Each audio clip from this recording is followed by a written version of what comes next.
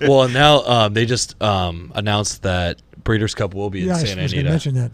So that's, hopefully you better figure out, At Santa Anita. At Santa Anita in November. So I'd be interested to see how many, what trainers bring their horses out there. Oh, yeah.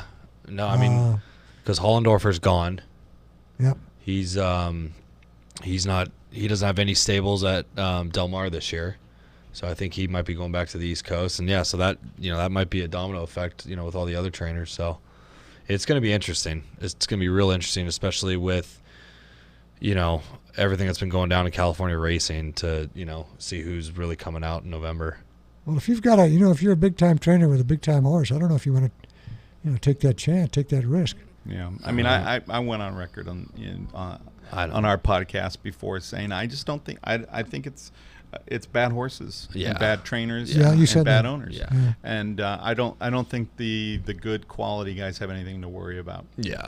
And by that time, with the kind of weather that we're having, and without the rain, and without any of those things going on, this the track is part of it, but I think it's also a perfect storm of a lot of other things. And like I said before, I think California State, really needs to come down, and the racing board and the commission needs to come down, and they need to stop racing horses that are not fit. Yeah.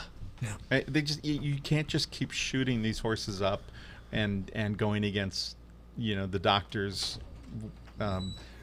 orders on some of these horses. Not that they're orders, but they're suggestions or recommendations, and they go against them. You just can't have that. You can't have that. And only desperate, cheap, bad trainers do that, and bad owners. That would be. I think you mentioned, one of you guys mentioned last week too. That'd be devastating to the whole Southern California area if they take the Breeders' Cup out of here, because it's huge. Which one did you mention? Del Mar? Yeah, Del Mar, when it was held at Del Mar. I mean, they were joyful. They had countdowns in every liquor store and every bar. They had these neon marquees.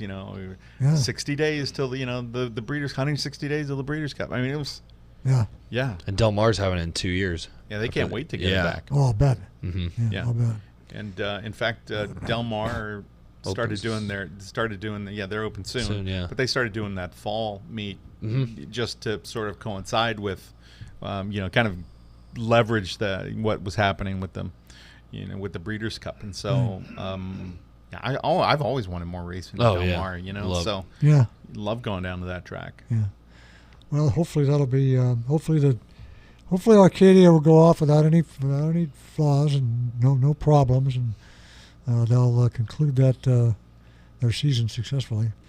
I think we've had enough of that. Like you say, with the weather drying out, we'll find out now. I think it makes a big difference. I think so absolutely. Too. Yeah. Especially on the turf course.